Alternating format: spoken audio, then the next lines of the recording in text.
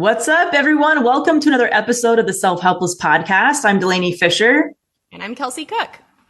And today, we got some woo-woo that we're going to throw at you. We're just talking about personal kind of like spiritual experiences, strange coincidences, those types of things. Yeah. I'm looking forward to it. Yeah, things that you're like, is this serendipity? Yes. Did I have a hand in this somehow? Kind of all that stuff. We're just going to talk about it. And yes. Yeah. Yeah, exactly. Sometimes it freaks you out. Sometimes it feels comforting. It's just a whole bag of tricks, Yes, exactly. This is coming out on October 10th. So this weekend I will be in Washington, D.C., which is one of my favorite places to do comedy, especially because we have so many great helpsters there. So I'll be at the D.C. Comedy Loft again. Would love to see you guys. And then I'm going to be in Grand Rapids, October 21st through the 22nd, and in Atlanta in November, Burbank in December, and some of my 2023 tour dates are coming in. So in January, I'm in Providence and Raleigh. In February, in Philadelphia and Portland. March, I'm in Cincinnati and back in Minneapolis, which I can't wait for. And we're just getting so many other dates coming in. So go to kelseycook.com to get those tour date tickets. Yeah, fabulous. Very exciting. Thanks. Yes. If you're an entrepreneur, you're looking to scale your business without losing your fucking shit, head over to DelaneyFisher.com. I have a podcast called the Minimalist Business Podcast. It's a private show, but it's completely free. You can sign up there. It'll get delivered straight to your inbox. You can connect it to your favorite podcast app, all that good stuff. We would love to have you. We just talk about, scaling without sacrificing your time and your health and your values and a lot of unconventional strategy and stuff like that. So yeah, check it out if you want to. Yay. Yes, go do that. So, do you want to kick it off? Sure. Yes. Do you have a quotable? Because I definitely pulled one for this episode that resonates with me. Now that we're recording, I'm like, I could have pulled 28 different ones from The Artist's Way, because I feel like yes, talk about today have to do with once I started reading The Artist's Way. Yeah. But I don't have one off the top of my head. I mean, I guess I could just share my all-time favorite quote, which you listeners have heard me say before, but it's "Go confidently in the direction of your dreams, live the life you've imagined." Yes. By Thoreau, because I do feel like there's something in that when you do start moving in the direction of what you actually want, that sometimes weird woo-woo shit starts to happen. Totally. Totally. It feels appropriate to bring that quote back just for yes. Yes. I was actually I interviewed one of my fabulous clients on the Minimalist Business Podcast recently, and one of her favorite quotes, which I forget which one it is, but it's something about when you take action, or when you go after your dreams, the universe conspires to help you. It's that kind of a thing. And she has this really incredible story about how she actually moved from Bulgaria to Los Angeles with $100 in her pocket. And that's it. And just a fucking dream. And she said she got here. She was able to find an apartment. Her roommate at the time actually ended up giving her car, and she was also able to work at this person's old job. She just said everything supported me, and it was an unbelievable experience. By taking that one step, she's amazing. Now she's a celebrity makeup artist in Los Angeles, living out her dream every day. So it was a really moving story that she shared, and she talked about how that is her favorite quote, that the universe conspires to support you. Yeah. My opener, Tommy, he's an incredible comic, Tommy Schneeman. Go follow him on Instagram. He just moved to LA, and that was a big kind of leap in the net will appear thing, where, anytime a comic takes that step and decides to move to LA, it's a really massive step out of your comfort zone. Usually you're moving from a smaller comedy market, a smaller city, to LA. And it is incredible. He's only been there for a week and a half or something. And every time we talk, something new has happened. That's where you're awesome. oh my God, like, see, this wouldn't have happened if you hadn't moved there. This opportunity is Yeah. just like kind of falling into your lap. It's been really cool. So I do think there's something to That's that. awesome. That's awesome. I love it. The quote that made me, or what I thought of when I thought about this topic, is one of my all-time favorite quotes. It's by Socrates, and it says, "I know one thing, and that is that I know nothing." I love that quote so much. Throwing it back to my philosophy days. What's up? Because that's truly how I feel about all this shit, you know, the spiritual experiences, those kind of unexplained situations or coincidences.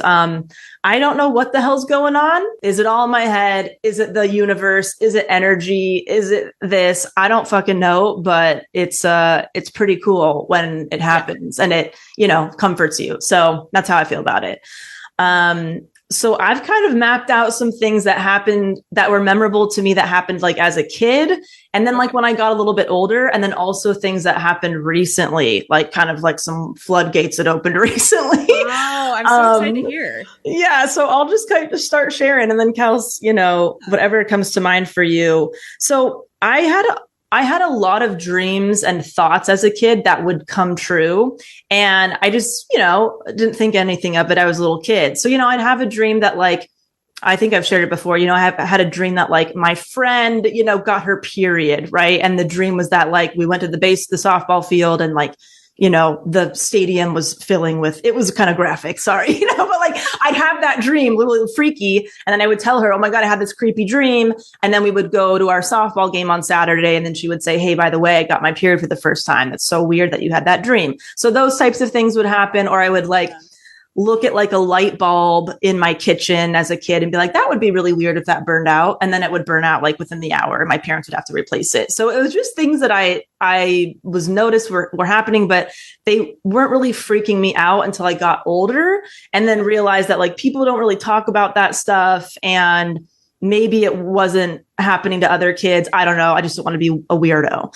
Wow. So those types of things would happen pretty frequently. And I honestly, I was like, maybe this is a theory I have. I spent a lot of time as an only child. I mean, I was like an only child for 12 years of my life. So I spent a lot of time playing by myself or alone with my own thoughts. Or I mean, I had friends and stuff, but you know what I mean? I'm just like, I don't know if I was just, I don't know, observing my own thoughts a little bit more than maybe if you grew up with siblings that were really close to your age at all times or something.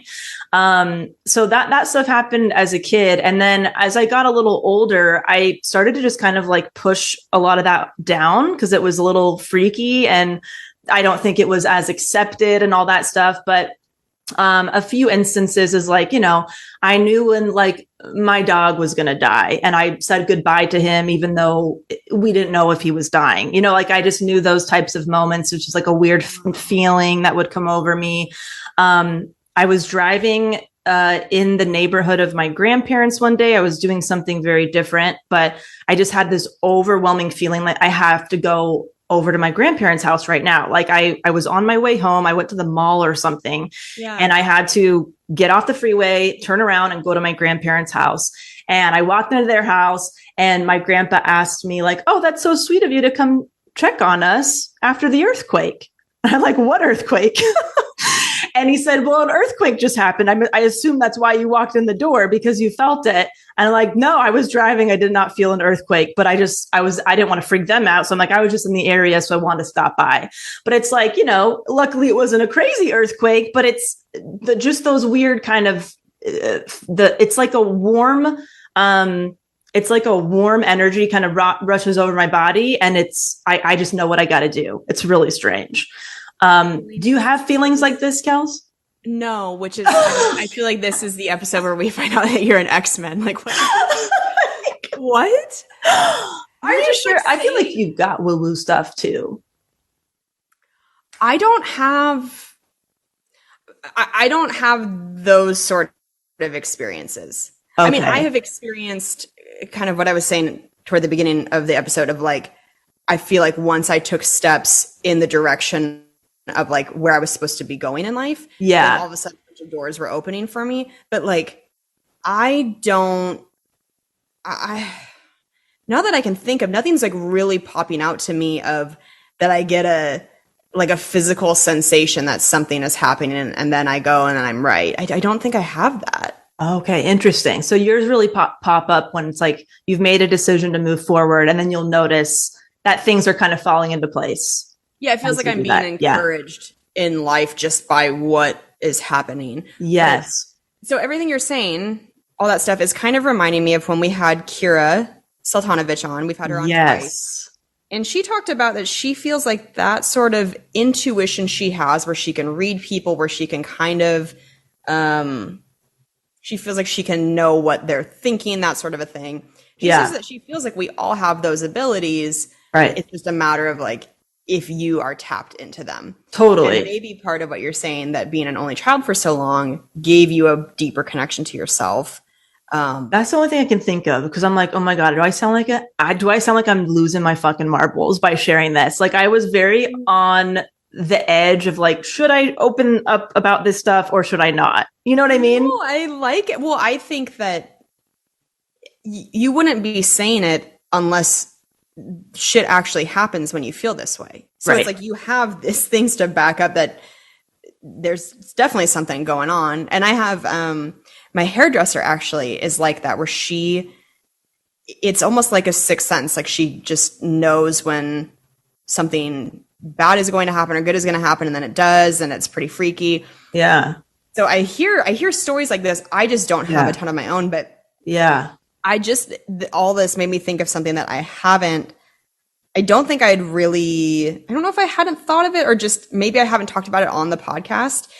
But you know how we did that episode about jealousy, where I kind of opened up about what Taylor and I had been going through for years, and that we were able to like work through it. And she and I were talking recently that we might want to do an episode about it. Oh, I love that idea. Both open up together about kind of what that experience was. But when we had Kira on, I think it was the first time we had her on, her reading of my energy was that she was like, oh, you don't want me in. You don't want to let me in. Yeah. Like, you have this demeanor that you do and that you're comfortable with this, but as soon as I try to get in, there's a big wall. And I look back, and what I was thinking at the time that she was reading me was like, I was terrified that she was going to expose how I felt. Oh, wow. About like wild. My insecurities and the jealousy I was dealing with. Wow. With Tay, because I feel like when we were in this podcast studio, hers and those feelings that we were dealing with were really strong. Yeah. Like all together in the studio space. Yeah. And so I think back now to Kira being like, oh yeah, there's some sort of wall, like you don't want to let me in right now. It's crazy that she could feel that, because I was sitting there like, please don't do this. Like, I'm not ready to talk about this yet. That's really weird. So now I like look back and yeah, definitely. I think this is, I don't think I'm like a special person. I think we all have these different, these like different feelings and stuff like that. And some of us maybe are aware or listen to them and actually act on them. And some of us don't, or we're not even aware that they're happening. And so I started noticing that about myself, probably more as a teenager. Like, I'd get a feeling or I'd have a dream, and I knew that it was different than other dreams and other feelings. It felt very distinct.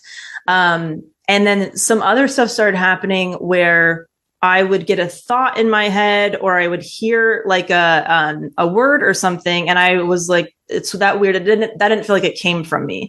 Like, when I was really sick, when I had to be withdrawn from high school, I was getting really sick in the bathroom and at my school. And I remember just the word bacteria popped up in my head.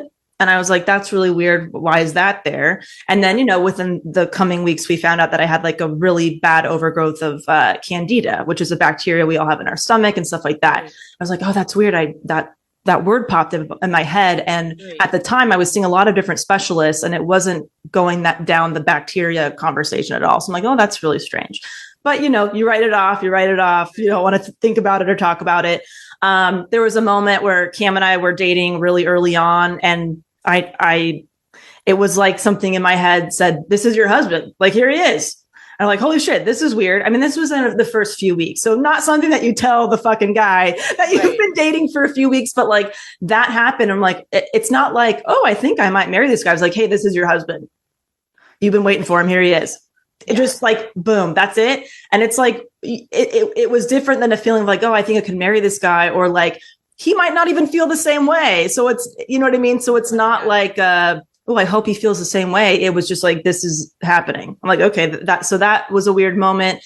Those two moments felt very similar, of like something popping in my head that didn't feel like me. And I remember 2 times where that happened, where, you know, it felt different, and it was also true. And then I had kind of a weird experience. Like, my grandmother passed away when I was a teenager. And I think I shared this before. I was in my bedroom and I was trying to fall asleep, and like I felt like a very warm rush of like light or energy on my body, and I smelled her perfume like really distinctly. And I got out of bed thinking, oh, I probably have like a box of her stuff in here, and I'm smelling that perfume. So I'm like looking all around the room. There's no box, there's no perfume, there's no nothing. I'm like, well, that was weird. All right, back to bed. Like, let's not think too much into it, you know, just weird stuff like that. And so I pushed things down for a long time up until a few years ago, where I realized that by me shutting off my intuition, I had let some really shitty things happen to me. And I had been, you know, I wasn't as in touch as I felt like I should be with my intuition because of certain situations I'd gotten myself in. So that's when I kind of deliberately started to welcome this stuff kind of back into my life, and started to try to like strengthen certain things. And the stuff that I would do would just be like, if I had a dream about somebody, or if I had an idea or thought, I would do a little action on it. Like, if I had a weird dream about somebody from middle school, I would look them up the next morning, you know, and I just started saying, okay, maybe there's a reason I'm thinking about that person right now. And I would start to reach out. And I started finding things of like, I'd look them up on the internet. They had just had a baby the night before, or I looked them up and like, oh, I hadn't even realized that they lost their brother in a horrible accident, and the anniversary of his death is coming up. Like, all these kind of strange things would happen where I'm like, oh, maybe that's why I was thinking about that person randomly from middle school. Like, we all have those thoughts, but do we actually act on them and reach out or see what they're up to? I don't know. Right. So I just started doing that. And as I started doing that, I just felt like I was more aware or more open to those types of things. And then some really crazy shit started happening. Kels, do you want to share anything before I get into it? I can say some stuff afterward. Okay. So a lot of stuff happened when my grandpa passed away in October.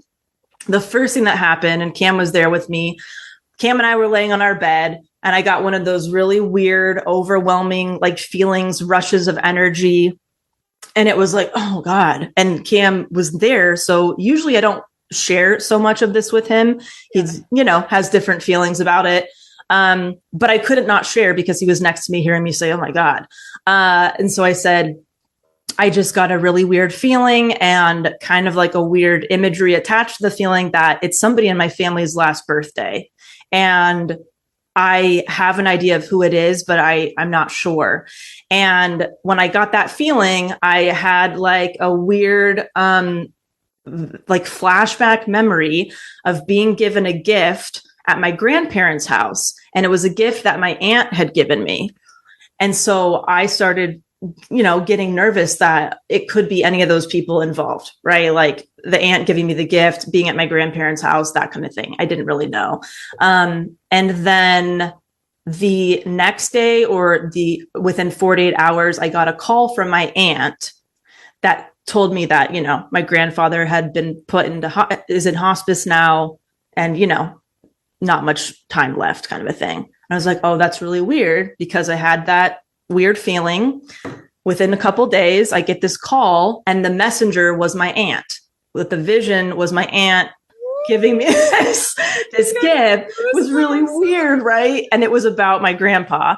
So I was like, holy shit, Cam. He's like, yeah, that's fucking weird. You know, Cam's not like a woo-woo type, but he's like, that's weird. He was with me when it happened. I said it out loud. It's like, somebody's last birthday in my family, very confidently.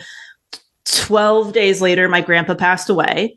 And then within like 48 hours of him passing away, a lot of weird shit started happening in my home. I know I sound like a fucking nut job. Okay. No. So, did you tell the recorder or no, I haven't. Podcast? I haven't yet. Oh, okay. Yeah. So within a couple of days of him passing away, I come home.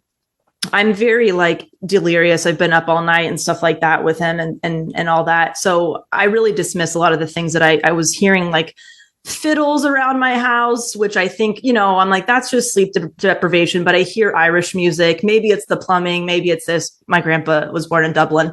So I'm like, that's okay. I need to sleep because obviously I'm hearing some shit. I need to go to bed. My computer screen was flashing like little dots of energy. I'd never done that before. I was like, that's really weird. Okay, I'm sure that's nothing. I just kept saying, no, it's fine.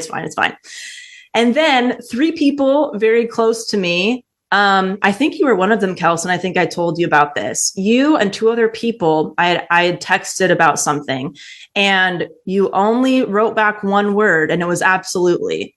And that happened a few different times. And that was like my grandpa's signature word. Absolutely. Yeah. And it was strange because the people that I had been talking to never used that word by itself before. They never, interacted that way with me. So I was just seeing absolutely with all these different responses, which was really strange. And it only happened within 24 to 48 hours of his death. So I thought that was really strange. And I'm like, I'm just pulling at strings. This doesn't mean anything. But I asked a friend about it and I was like, that's so weird that you said that word. And she's like, you know what? I felt weird when I texted that word because it's not a word that I use when I text people. And I actually, when I sent that, I was like, is that a weird thing to say? Should I have said something else or added on to it? So she felt weird texting that. I was like, okay, I'm probably just looking for meaning because I'm sad, And then on the second day after he had been gone, Cam, he went outside. He was going to go grab a coffee, and next to our dumpster was this perfectly beautiful record player in perfect condition next to the dumpster. Nothing else is around. Really strange. And a couple weeks leading up to my grandfather's passing, I was playing a lot of his old music for him. He loved the whole Spotify thing. He couldn't believe that you could just request a song and then hear it a second later. So I was playing a lot of music, and that's kind of like how we were communicating towards the end. And so this record player shows up and Cam brings it in and he's like, this was outside. Let's see if it works. And it works. And the things that are inside, there's a record that is inside the record player. It's a Billy Joel album. And one of the songs is about, I can't remember the name. I have the album downstairs. One of the songs is about an Irish man dying and you're by his bedside. So that's one of the songs on the record. And I was like, oh, that's really weird. And then we opened up the CD player, and there was the Nutcracker CD in there, which how random of the music. First of all, the music's a bit random, right? Like I live in a pretty young, hip area. You don't think that there's going to be a classical, Nutcracker thing. So that CD is left in there. It's one of my grandfather's favorite ballets. I would dance to it in the living room as a kid, all that shit. It was like, how weird is this that this like literally showed up on our doorstep? And it's music that has a connection to this. And I was giving him music like towards the end. So I just thought that was weird. And so, of course, I had to tell my family group chat about it. Cause I'm like, how crazy is this? Thinking it's a fun, it's a cool, fun thing. And so I get a call I get a FaceTime immediately from my cousin. And she's like, Delaney, holy shit, look in the corner of my bedroom.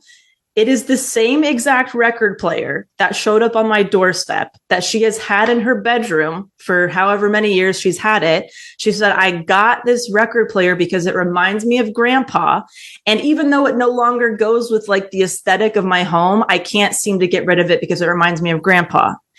And then we're like, wow, that's really weird. It's, I don't know how common of a record player this is, but it's the same brand, same color, same model, everything.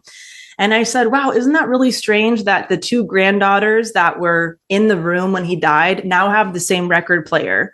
And she's like, yeah, and I have the same CD because I don't know if you remember this, but the Nutcracker was one of the first like ballets I was in. And so I bought that CD. She either bought it for my grandpa or for herself. So we now have the same record player and the same fucking Nutcracker CD. And they're both things that was connected to my grandpa. I mean, that stuff is fucking weird, right? Like it just kind of kept going. Yeah.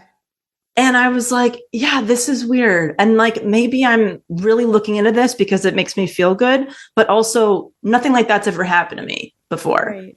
And I tell Cam and he's like not into this stuff at all. And he's like, that's really fucking weird. That is really weird. I've been seeing it unfold and that's weird. Right. So that's just one of a few. There's a few others. I mean, I am like head to toe goosebumps. And I like knew, and I've heard this story once before, but I had forgotten the details. And yes, it's very strange. I mean, it really like freaked me out. And I'm interested in learning a little bit more about numerology because I didn't know what it was, but I kept seeing the time 1111 and 111 everywhere. And the record player arrived at 1111, all these things. And I'm like, what is this? And I looked it up and it's supposed to be some kind of spiritual number. And I'm like, okay, I don't know what the fuck this is. But yeah, so that happened. And then, I was planning my wedding over the coming months after that. It was like sad not having my grandpa there. And so my mom and I, went to his backyard, and we were collecting branches from the orange tree and collecting oranges because I used those in my centerpieces at my wedding. Yeah. And we were talking about how like anytime I visited my grandpa, he'd hand me a few bucks for gas money or something like that. It was really sweet and stuff like that.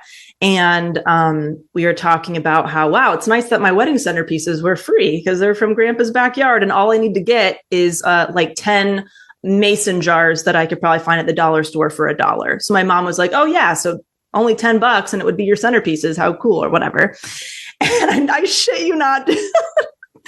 We look in the fucking pool in his backyard. Keep in mind, my grandparents do not live in this home. They own it, but they moved out several years ago. Nobody's in this backyard. There's a $10 bill floating in the fucking swimming pool of this backyard. So I pick up the $10 bill and we're both just like, wow, that's fucking weird. Is that grandpa buying your centerpieces? I don't know. It's pretty cool. I dried that baby off. I kept it. I used it to buy the rest of my centerpieces with that. So that was really strange. I know that on the podcast, it just sounds like I'm not here making any noise, but it's just because my jaw is open. It's weird, right? It's not like I'm having these experiences all the time. I mean, there'll be like months or years in between these types of experiences.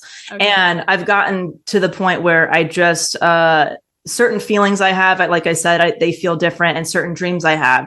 And so this was a couple months ago, and he's been gone almost coming up on a year. Couple months ago, I have a really vivid dream about my grandfather, and we're walking down this like grassy path somewhere, and he just keeps looking at me saying, "You're looking pluck, kid. You're looking pluck."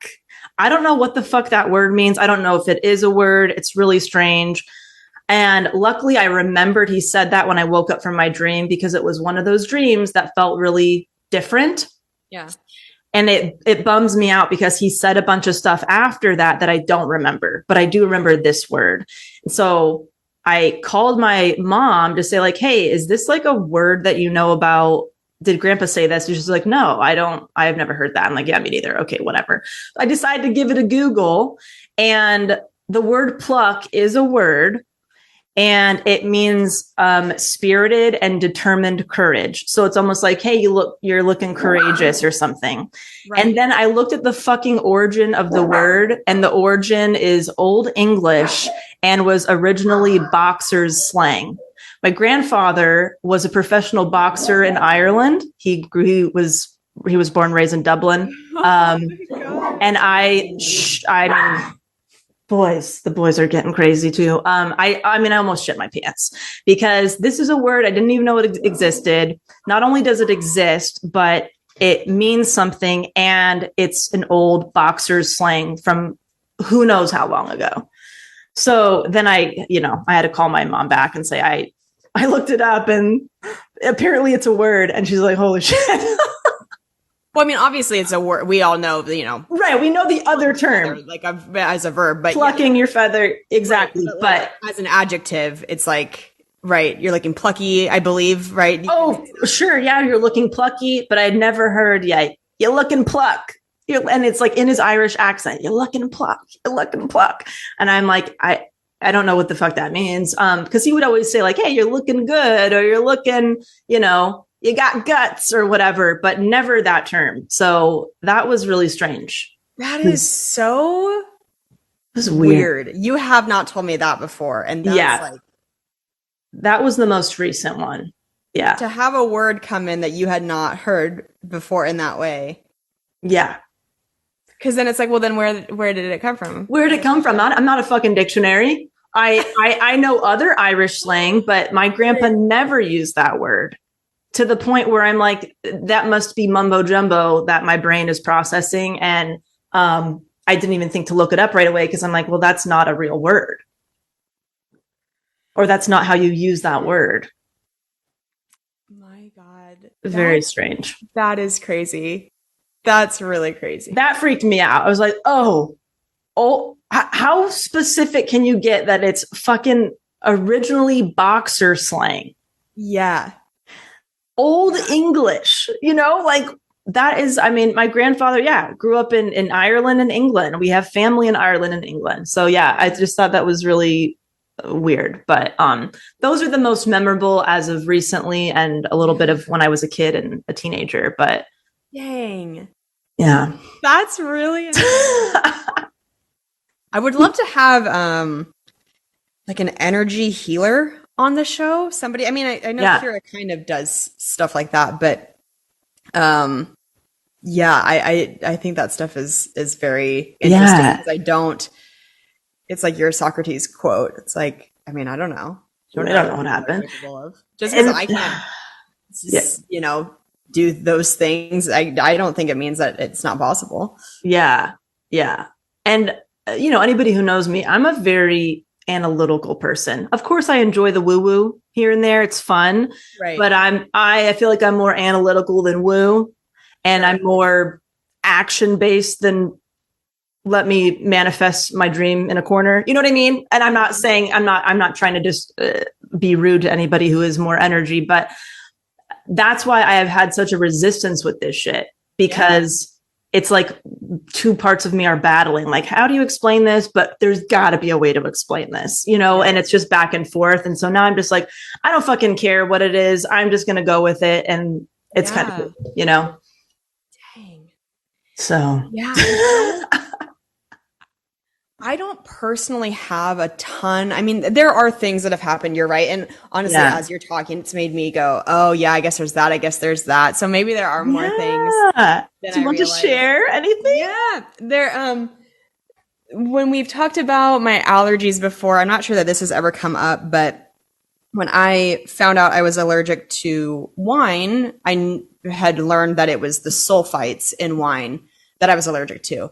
Yeah. And this was during a time in high school where I was kind of discovering a lot of allergies. It felt like my body was becoming very reactive. And I remember it was in home ec class, and I must not have been in the class because this wouldn't have made sense. Maybe a friend of mine or my boyfriend at the time was in the class. Anyway, somebody gave me a scone that was made in home ec class, and I took a bite. And a scone wasn't like I wasn't a big scone eater. Yeah. And I took a bite of it, and I remembered like the second it was in my mouth, my body told me I needed to go spit it out. Oh, weird. And I had no reason. I mean, it was like a raspberry scone, something just like very basic and normal. Yeah.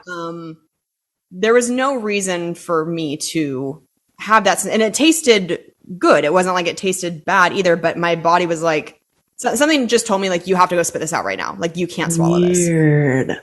And I felt like mentally unwell. Because I was like, what am I doing? Like, this is so weird to go spit this out. And I did.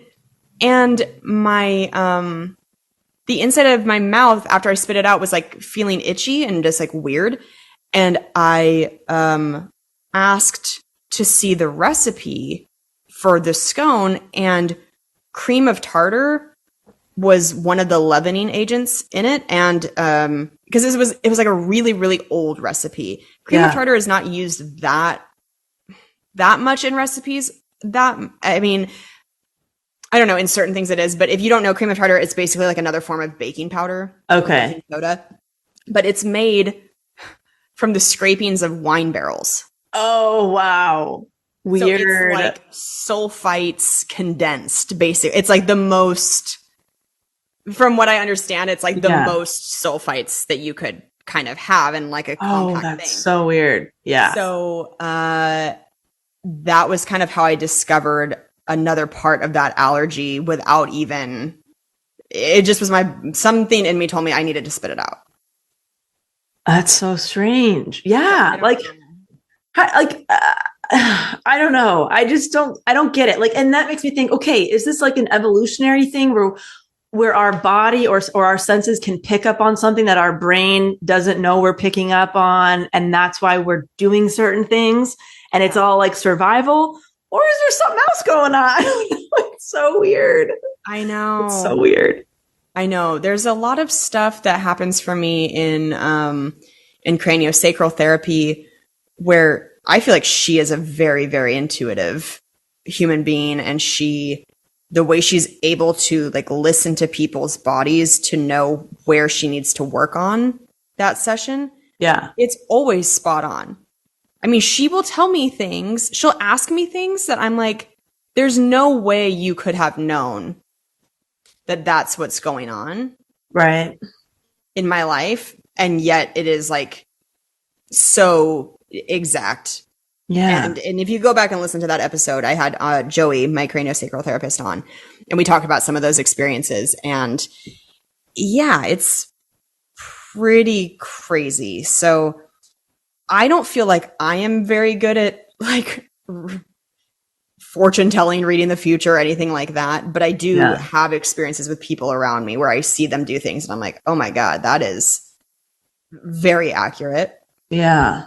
And I feel like for me, more of like a lot of my more woo-woo experiences have had to do with my career and just kind of what happened in my life the second I started to pursue comedy. When I was in college, because I started reading The Artist's Way, and it just, you and I have had some similarities in our lives where we have been interested in so many things that we've felt like we needed to try a bunch of different things to figure out what was the right fit.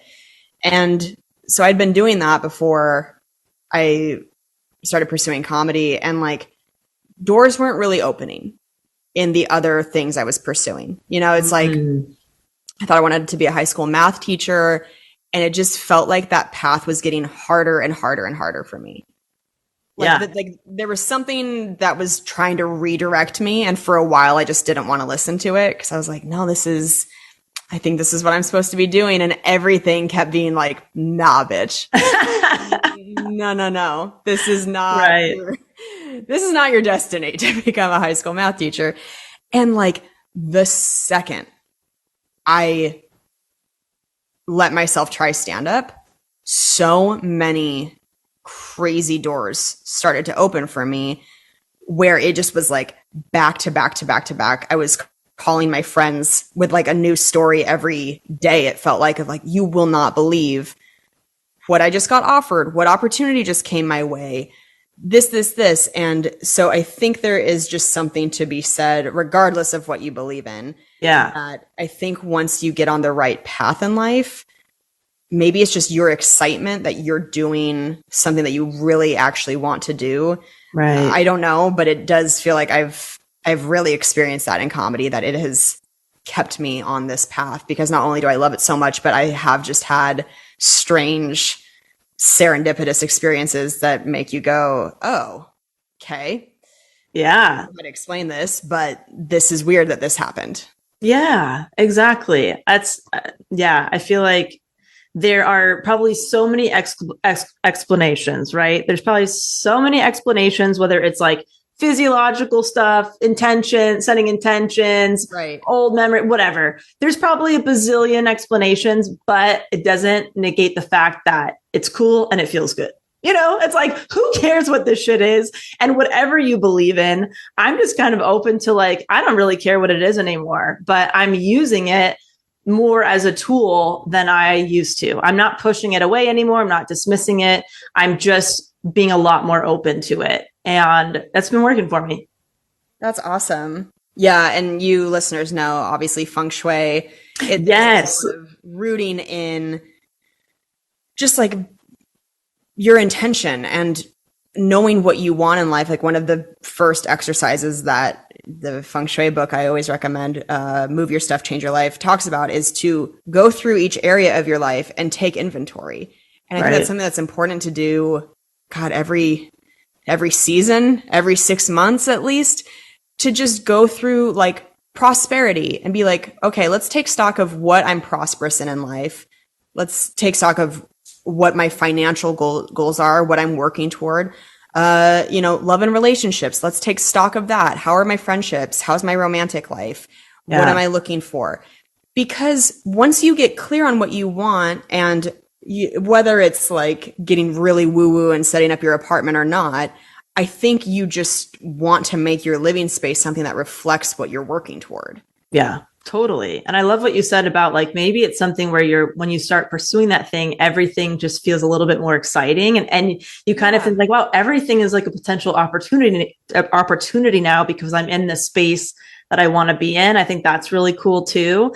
Yeah. And I don't know if this is a quote or just, something somebody said at some point, or a phrase or thought or whatever. But, I love the concept of the fact that like energy doesn't disappear. It just changes form. And so when you think of like, yeah, you turn on the TV, there's like energy going through the TV, turn it off. It doesn't mean that energy just completely disappears. It just goes to do something different. Right. So I think that's an interesting concept too, is like, if we're all made of energy, everything's energy, then it makes sense that maybe we could sense other energy or, waves of energy come through us or something like that. To me does make sense. But man, I can't explain any of it. I'm just kind of open to the mystery, baby. Why not? It is. This was a fun topic. Yeah. Hey, thanks for letting me word vomit all my weird shit. Thanks for being vulnerable and talking about it. I'm sure. Oh God. Find it. This was an episode. I'm glad I don't have social media because I don't need the messages of like, you're a nut job. Oh my God. No. Well, from my segment, let me tell you a little something about something I've been sharing on social media the last couple of days. So I went to Target because I wanted to buy a new shower curtain, amongst some other things. Okay. When I got there, I went to the candle aisle. I went kind of fucking crazy in the candle aisle. I bought like straight up, I'm not even exaggerating, I think like 13 different candles. Oh my God. I was smelling all of them. It was kind of like a little artist date for me. Oh yeah. I went in with my headphones in. I was just like listening to my music, smelling good smells. But I think, I don't know if it's possible to get high from smelling candles, but I really did. Headache. Yes, I smelled so many. I definitely felt pretty like lightheaded. Yeah. I didn't quite feel 100% sober. I think like you got yourself stoned off of Target candy. I got like a little fucked up on pumpkin spice. Kind of. It did something to me that I don't know. Like I should have been driving a car afterward. Sure. So then I went to go get a shower curtain, and I went down the bath aisle. I grabbed one that I thought looked nice, and I got home, and I felt so confident about this purchase that I like immediately threw my old shower curtain in the garbage. I was like, I don't even need it. Yeah. I feel good about this. This is going to be great. And I started to put it up, and I realized like halfway through trying to like get it on like the little clips or whatever, that it was half the length of my actual shower. Oh. Like it was not nearly wide enough. And it was also so incredibly long. Like evening gown, like a wedding dress train coming off of this shower curtain. Yes. I was like, what the fuck is going on here? Like, how did I go so wrong with this shower curtain purchase? Right. And so I put it on my social media. I'm joking about it. And my stepsister messages me the next morning and she's like, do you think that you maybe just bought like an actual curtain? Right, like a regular curtain for your window. And I dug the package out of the trash. And sure fucking enough, I bought a window curtain. Nice. That, not the picture on the box is of it over a window. It's not even. Wow. So you really fucked up. Yeah. I fully fucked up. Yeah. I should have known when it's like there weren't holes to like put the hooks through.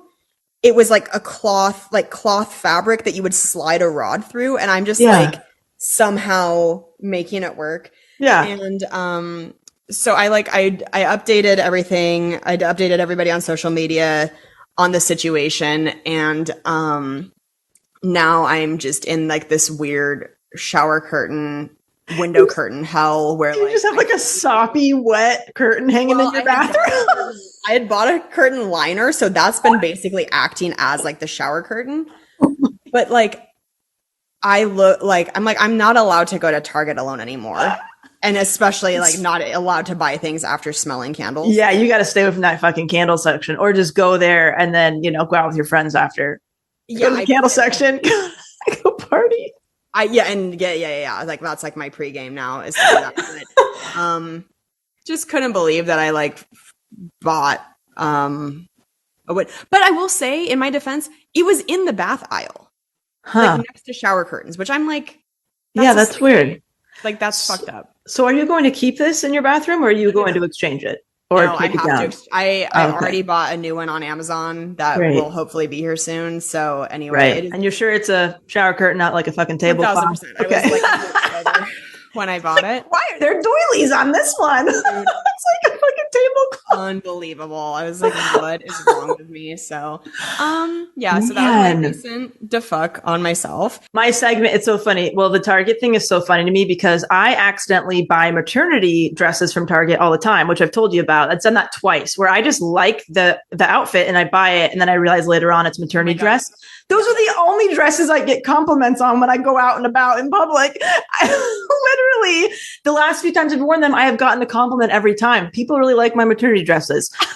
So yeah, Target, I don't know what happens in there. It's like a goddamn fucking Matrix or some shit, but you leave with stuff that you didn't think you should leave with. My segment is really just a lot of my close friends and stuff are getting pregnant and having babies and all that. There's like 3 people in my life right now who I'm close with who either just had a baby or they're pregnant. So I'm just excited to like be an aunt to all these little babies coming out soon. I think that's really fun. So yeah, that's been really nice, and just seeing them become parents and stuff is fun. Yeah. Oh, that's so exciting. Yeah. That's all I got. Nice. Well, guys, I hope I see you in Washington, D.C. this weekend, and Grand Rapids the weekend after that. And go listen. Beautiful.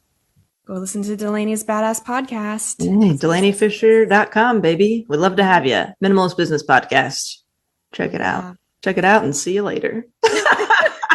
All right. We love you guys. Bye. Bye. Thank you so much for listening to the Self-Helpless podcast. You can find our Patreon community, merch, and our individual work at selfhelplesspodcast.com. We'd be thrilled if you shared this episode with a friend, or feel free to post it on Instagram and tag at Self-Helpless Podcast so we can repost you and say thank you.